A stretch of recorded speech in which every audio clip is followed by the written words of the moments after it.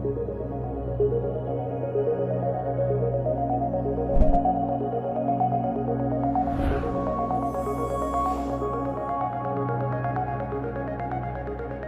le négatif, la destruction de l'individualité, la dissolution, la dépendance, l'isolement, la régression, l'inceste psychologique, la maladie, l'apathie, l'inaction totale, le manque de la volonté.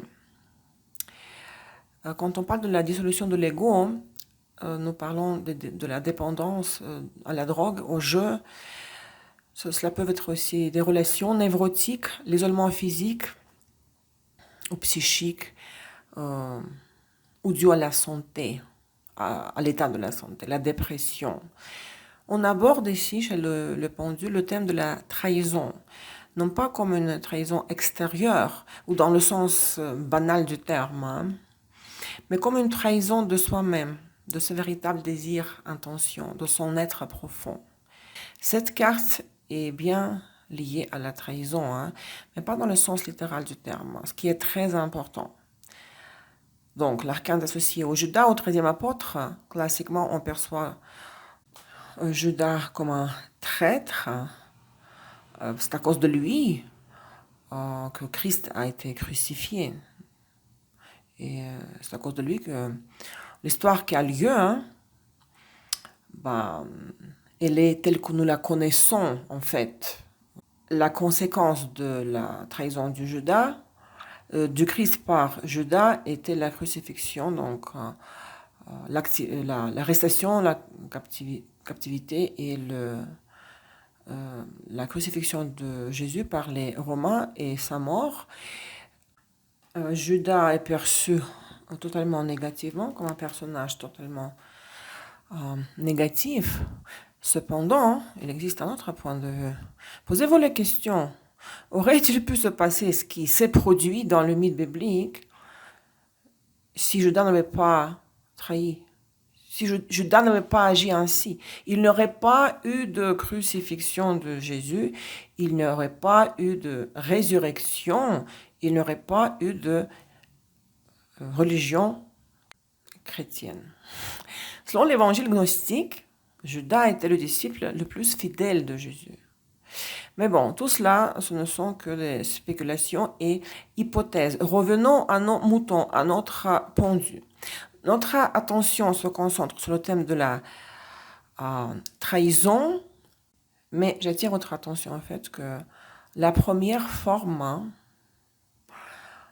la pire forme de la trahison est la trahison de vous-même, de notre être, de nos véritables désirs, de notre but ultime, de notre objectif, de notre mission de vie, de notre vie. Le pendu montre que la plus grande trahison que nous puissions commettre est celle de la vie elle-même. Lorsque nous renonçons à vivre pleinement pour diverses raisons. D'un autre côté, la trahison peut aussi être vue comme une sortie de toutes sortes de systèmes ou de la matrice. Qu'est-ce que c'est une matrice ou la matrice? C'est un ensemble d'algorithmes. Il peut s'agir d'une matrice familiale, ancestrale ou sociale. Nous voyons une personne suspendue entre deux arbres sur une poutre. Regardez en haut, le chiffre 12 est décalé légèrement vers la droite. Ce n'est pas par hasard. Hein? C'est la seule carte du tarot de Marseille où le numéro n'est pas centré. Cela indique une certaine ambiguïté, un déséquilibre déjà de l'arcane. Le personnage, l'homme, est suspendu entre deux arbres, deux troncs d'arbres. L'arbre de la vie et l'arbre de la mort. Comment les distinguer? Où est lequel? On ne peut pas savoir si l'arbre à gauche est celui de la vie et l'arbre à droite est celui de la mort. On ne peut pas. Le pendu est profondément ancré dans la zone de confort. La corde à laquelle il est attaché par les pieds est comme le cordon ombilical de la mère, duquel il ne peut pas se détacher. Les deux arbres avec des entailles couverts d'entailles et sans feuilles sont difficiles à distinguer. On ne peut pas savoir lequel des deux est celui de la vie et celui de la mort. La tâche du pendu, la tâche de l'enfant éternel, du puer aeternus, est de comprendre ce qui le nourrit réellement et ce qui le limite ou l'empoisonne. Où est la vie et où est la mort? Où est l'arbre de la vie et où est l'arbre de la mort? Lorsqu'une personne se trouve dans cet arcane, au niveau de cet arcane, elle perçoit tout à l'envers. Ce qui est noir lui paraît blanc et vice-versa. Tout est à l'envers, tout est déformé. Le problème du puer aeternus est qu'il reste souvent dans cette bulle, dans le ventre de sa mère, ce qui peut se manifester par des relations névrotiques avec les gens. Il est empoisonné par ces relations, mais il s'y accroche de toutes ses forces. Il ne les termine jamais, ces relations, ne les abandonne jamais. C'est la zone de confort qui empoisonne la personne. Mais elle la considère comme sa source de vie. La personne fait tout ce qui la nuire, mais elle perçoit cela comme quelque chose de relativement positif, de plus ou moins positif. Le pendu est cloué. Hein? Ici, il est cloué. Elle est clouée dans les mains, dans les paumes. Il est cloué au disque de Vénus. Hein? Tout est stagnant, dépendant, tout est annulé, toute énergie créative et individuelle est effacée. Aleister Crowley présente cet arcane principalement sous un angle intérieur. Il est suspendu le personnage et nous ne voyons aucun signe de vie. Et les clous ont déjà été vus dans le pape, le Hierophant, et sont liés aux croyances. Le pendu est attaché à ses croyances, à ses dogmes. Il est devenu un schéma, lui-même un schéma. Il peut avoir des impulsions de libération, mais en grande partie, nous assistons à une défaite totale de l'ego, qui est symbolisée par le soleil vert empoisonné. La personne doit surmonter l'étape de l'empoisonnement de l'ego. Nous voyons ici, dans l'arcane de Aleister Crowley, une crucifixion. Un thème récurrent dans les mythes. Crucifixion. Prométhée, par exemple, a volé le feu sacré, ce qui lui a valu d'être enchaîné à un rocher et dévoré par un aigle. Nous connaissons également la crucifixion de Jésus qui a apporté un nouveau enseignement. Odin, le dieu suprême scandinave, a bu au puits de la sagesse et cette sagesse était si amère qu'il s'est crevé un œil et est resté pendu à l'arbre Yggdrasil, Yggdrasil, pendant 9 jours et 9 nuits.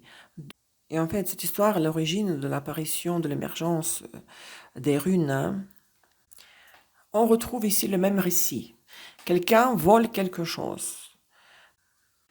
Par exemple, le feu de la connaissance, comme dans le cas de Prométhée. Quelqu'un d'autre acquiert la conscience, vit la prise de conscience, puis s'ensuivent des sacrifices. Un sacrifice, la douleur, la souffrance. Et tout est renversé. L'ordre des choses est renversé. À quoi cela est-il lié? Comme l'a dit Ecclésiaste, avec beaucoup de sagesse, on a beaucoup de chagrin.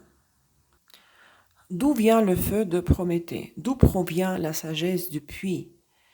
Ce sont les archétypes du subconscient, de l'inconscient. Lorsque nous prenons quelque chose de l'inconscient et que nous le rendons conscient, c'est toujours traumatisant pour l'ego. Jung appelait cela la rencontre avec le soi, avec son véritable moi. Et c'est toujours une catastrophe totale pour l'ego. Ce thème est souvent souligné dans la mythologie lorsque le héros subit des blessures à la fin de son parcours, qu'il perd un bras ou une jambe, ce qui symbolise l'intégration. Cela signifie que la conscience a intégré le matériel inconscient. En d'autres termes, la conscience s'est élargie. Tout développement de la conscience est une métaphore de la blessure et de la douleur. Pour élargir la conscience, l'ancien ego doit mourir. Les forces magiques, les talismans, la divination à l'aide d'un cristal magique, bol magique, cristal magique, la clairvoyance. Dans le langage de la psychanalyse, elle peut être interprétée comme un processus de projection de l'inconscient. Lorsque nous voyons, entre guillemets, quelque chose dans une boule de cristal, parce que, je ne sais pas, moi je n'utilise pas cet outil, je ne sais pas si on voit réellement avec les yeux quelque chose dans le cristal, ou nous utilisons ici le verbe voyant, entre guillemets. Ou dans un miroir, il y a des gens qui voient dans un miroir. Il s'agit d'une projection de nos propres contenus psychiques sur un support extérieur.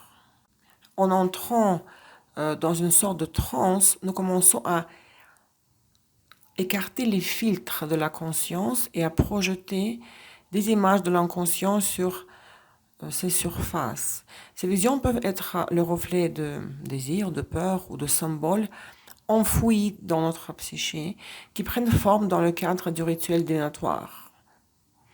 Donc la transe, la clairvoyance, ce sont les forces magiques de l'arcane.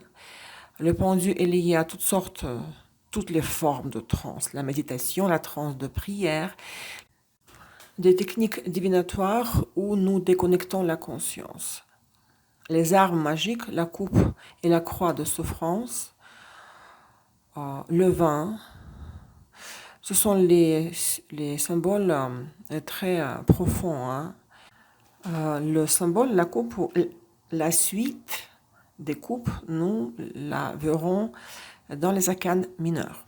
Grimoire noir. Ici, l'homme ne pend pas la tête en bas, mais on voit un suicide. Hein. Il est suspendu, oui, il s'est pendu, suicide. Il n'est pas tout à fait clair s'il est mort ou non, car il s'accroche à la corde à son cœur.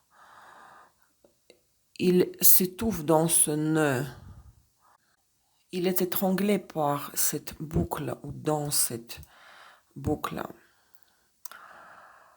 Ce n'est pas par hasard que le pendu est lié au niveau de la santé à un manque d'oxygène. Hein? Quand il est bloqué, il ne peut pas respirer. Le pendu est suspendu à un lustre, hein, semblable au soleil mort chez Aleister Crowley. Tous les sens ont disparu. Tout ce qui existe dans cette chambre, hein, dans la vie du pendu, est dépourvu de sens. À l'arrière, on voit soit un miroir, soit une horloge, mais si c'est une horloge, on ne voit pas d'aiguille. Rien. Une cheminée éteinte, une bouteille d'alcool, des cigarettes, des mégots, un livre, un fauteuil confortable. Hein. La pièce est d'un côté confortable, mais de l'autre, le pendu souffre dans ce nœud, dans cette boucle, incapable de s'en libérer, incapable de mourir complètement. Il est figé dans cet état intermédiaire où tout est devenu insupportable. À l'arrière-plan, une fenêtre ouverte. Nous voyons une fenêtre ouverte sur le monde. On aperçoit des toits des maisons, un ciel bleu et des nuages. On voit le monde. Mais le pendu leur tourne le dos à ces choses-là. Il est coincé dans sa zone de confort et ne voit pas qu'il existe un autre monde plein de possibilités. Le problème est que si l'individu est sous l'influence de l'archétype du pendu, dans son sens négatif, il fera tout pour se protéger de ce monde extérieur. Et si vous essayez de la faire sortir de son monde illusoire, elle résistera. Hein. Oui, je comprends tout, oui, dira-t-elle, mais dès que vous partez, Toutes les informations seront oubliées et elle continuera à vivre dans sa bulle, dans son isolement. Elle perçoit comme ennemi ceux qui tentent de la sortir de cet état. Ce qui la tue, elle le considère comme sacré. Et ce qui pourrait lui apporter des résultats, elle le voit de manière négative. Elle ne voit pas le vent frais. Et le vent frais, c'est le mat, arcane 0. Ces deux arcanes sont liés, le pendu et l'arcane anti-fraîcheur. La fraîcheur n'est plus fraîche, hein. Elle pue. Il n'a aucun soutien, le pendu, à part la corde. Soutien au point de repère. Et pour retrouver un point de repère, il doit la détruire, la couper, la corde. Le travail avec le pendu, avec notre puero aeternus, est le travail le plus difficile en psychanalyse.